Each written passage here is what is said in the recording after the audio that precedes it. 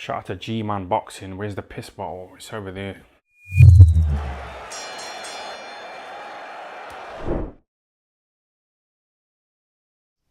Alright people, fight announcement today, bit of news. Do you know something? It struck my mind on Sunday during a live because someone said to me that Chisora versus Kalnaki was apparently off. That was the first I heard of it, right? It's related to Dereck Chisora's next fight.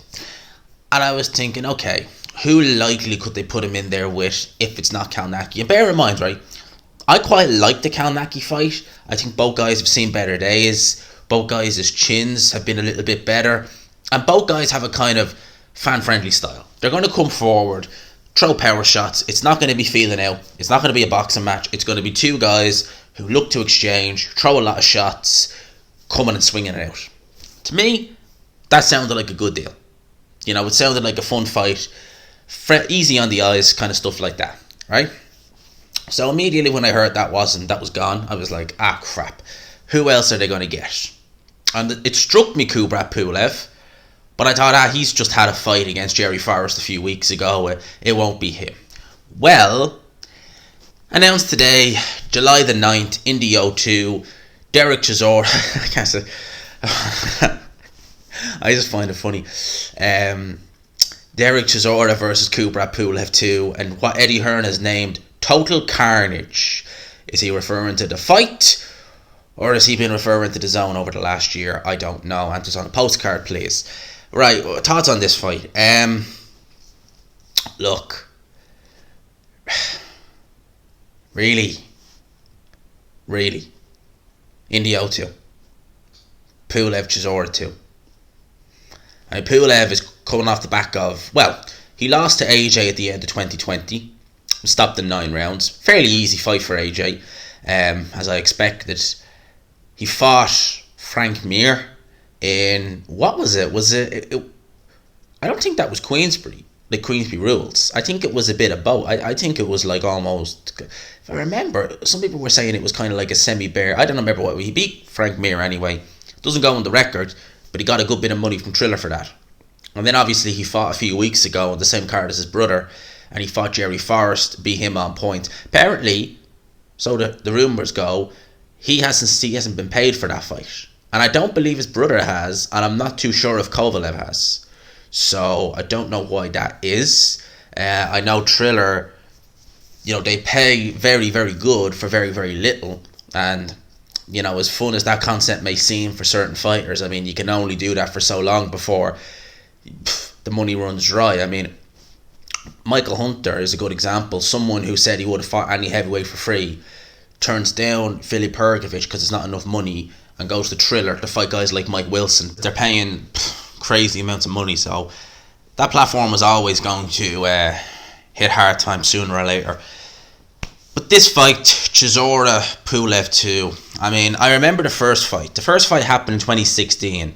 I think it was on, correct me if I'm wrong, it might have even been on the same day Canelo fought Khan. But I remember Sky and Eddie Hearn, Chisora wasn't promoted by Hearn at the time, but this was back when Sky and Eddie Hearn, now they probably still do have a close relationship, but they were very close back in the day when Hearn was working a lot with Sauerland, Kala Sauerland. And I think Chisora might have even been promoted by Sauerland at the time, but so was Kubrat Pulev. And there was a Sky show, I think it was an Anthony Crawler show in the UK, but before the main event, they obviously went to Germany to show Chisora versus Pulev. Now, in that fight, bizarrely, it was scored a split decision. Now, I find that bizarre, the fact that one judge gave it to Chisora. It was a fairly straightforward fight for Kubrat Pulev. He really just jabbed and grabbed his way to a 12-round points decision. That's basically what he did. I think it was for the European title as well. But in that fight, Pulev was pretty much the A-side. He was the main guy. Well, he wasn't the main guy, but he was Sauerland's guy. And Chisora obviously wasn't promoted by Hearn at the time. This time around, it's the Hearn show. Chisora is Hearn's guy. He's the A-side. And Pulev, near the end of his career, probably taking any payday he can get. He's got to be 40 years old now. If not, he's got to be at least 39, if not 40. So he's up there in age. But Jesus, people. I mean, Eddie Hearn put down Total Carnage. That's the name of this. It's... Oh, man. So many fights that could have been made, and we get this. Like, as I said, I take boxing a lot of time for what it is, but I'm not going to beat around the bush. This is a terrible fight. I'm not looking forward to this fight. I think that... Why? Like, is it just to get one of them losses? Chisora can say, well, at least I've got the win back. If you wanted to do that, put him in there with Helenius, because obviously he won that fight. He didn't get the decision. That's a fight that he deserves to overturn. I mean, this one he won if he lost it fairly comfortably, fairly straightforward. Really, on the zone, headlining at the O2, Pulev versus Chisora 2. And I wonder what the undercard is going to be like, because obviously, I mean, who do you really have? Like, you could probably maybe, if you wanted to try and really kind of, sell it, although I don't know why you wouldn't do this in Wales. Obviously, Joe Cordina had a fairly easy enough fight the weekend, in a sense of he took no damage at all and won it in 2 rounds. The goal, I think, for Eddie Hearn is to get him in there maybe with Zelfa Barrett, who went 12 rounds. I mean, maybe you could do that, but maybe Eddie Hearn wants to push him in Wales. I don't know, but I mean, Jesus, people. Chisora versus Pulev 2. Yikes. That's what we got. Let me know your thoughts. I mean, when I seen this break on Twitter, I checked the comments, and the majority of people were like, really? Game changed? I mean, it's been a year now, nearly, since Hearn has taken over with the zone full time. And if I had to do a review of it for the year, maybe I will.